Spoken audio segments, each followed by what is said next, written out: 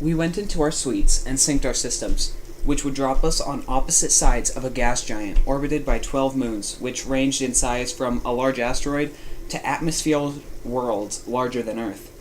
Both teams were to use artifact carriers, so called because they often were used to whisk former artifacts away to safety as soon as they were discovered. These vessels were not much larger than transport shuttles, built for speed and defense. They were reasonably well armed and had powerful shieldings and tunnel drives. Most importantly, they could easily be manned by 3 beings. It was never in doubt that Steve would take command. He'd defeated Niana before, and we were counting on him to do it again. He also took the helm position. I was on his right, operating the weapons console, and Tamrat was on his left, and she was running navigations and comm. Once the sim kicked in and our HUDs created the illusion of being on the real artifact carrier, we were spaced a little farther apart, but I was happy to see our positions remained more or less the same, particularly since I wasn't next to Tamrat. She was still angry I'd considered Niana's offer, if only for a second.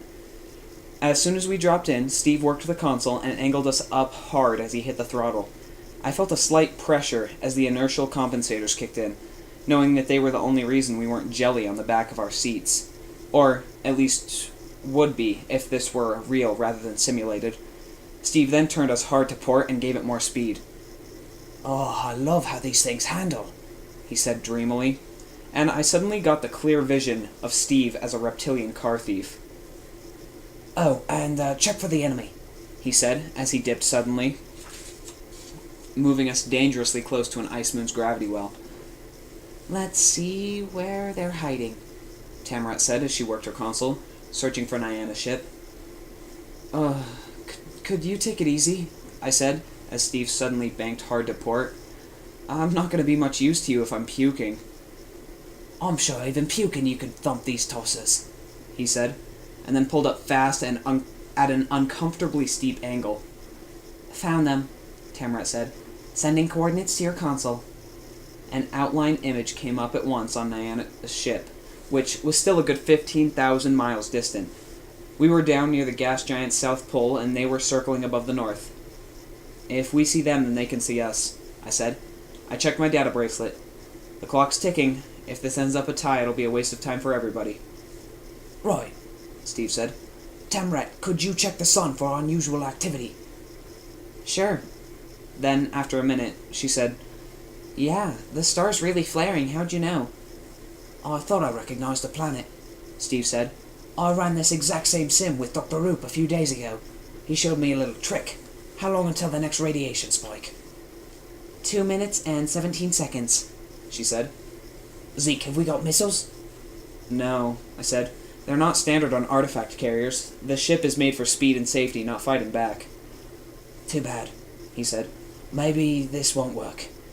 He smacked the console. "Except it will if we have a plasma lance." I checked. "Yeah, but it's designed for minimal cabling. 6 miles in vacuum." Not nearly enough," he said. "Enough for what?" I asked. "Hold on," Steve said, ignoring me. You know how the cables on the plasma lances work, right?" "Sure," I said. I had tried to learn as much as I could about ship weaponry after being branded a war criminal and all. It's some kind of quantum effect. They convert the ambient atoms floating in space into solid matter.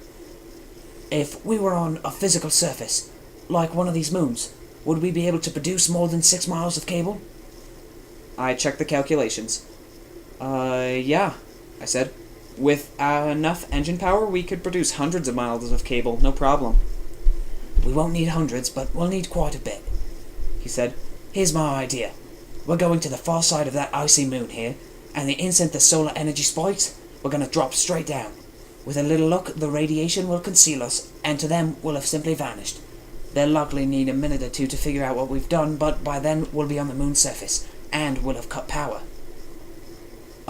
If we cut power, we'll die, though," I noted.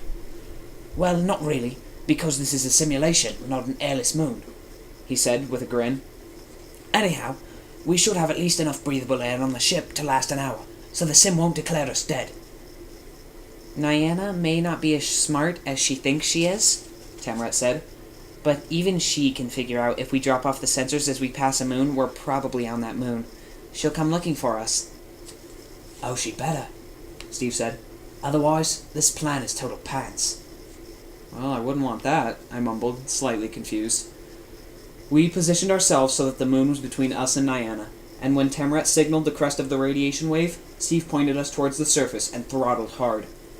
The nanites must have been messing with my brain chemistry because my stomach felt like it was coming out my nose, and my eyes were being pushed into my brain. It was horrible, and I had no doubt that if we were trying this in real life, it'd be a whole lot worse. We dropped like a stone towards the blue menthol surface, and then, with lightning reflexes, Steve leveled us. I felt another violent, nauseating jerk, and he must have felt it too, but he remained calm and in control. He carefully set us down and killed the ship's power. We were in complete darkness. Pure blackness. I sat there, listening to the three of us breathe. Here's a question, I said, keeping my voice low, as if somehow Niana and the others might hear me. How are we going to know when they're in lancing range if we have no power? Steve, I couldn't help but notice, didn't answer. You do have a plan, right? Temret asked. Because if I have to kill you, I'm going to feel really bad about myself. Why is it that I have to think of everything? He asked. Oh, come on, I shouted. You just lost this for us. This plan, Temret observed, is total pants. Look at it this way, Steve said. At worst, it'll be a tie. They'll never find us.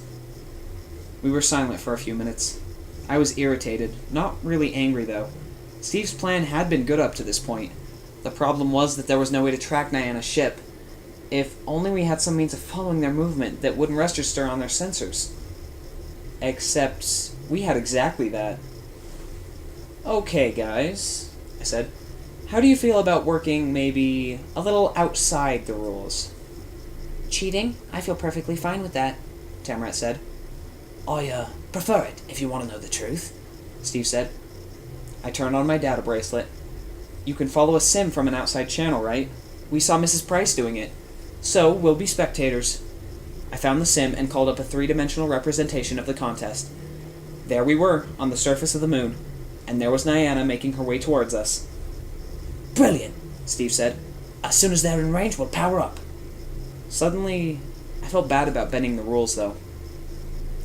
I know this was my idea, but maybe we shouldn't do this.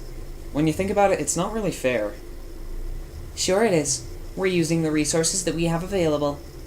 I could tell from Tamret's voice that she was grinning. Absolutely, Steve agreed. Besides, she's welcome to use her bracelet, same as us. Nothing unfair about it. Except she's hunting for us with her ship sensors, not her bracelet, I said. Well, that's her mistake, Steve said. Let's wait until she's about 30 miles out, and then we'll power up and strike. I love this, Temret shouted. We're totally going to destroy her.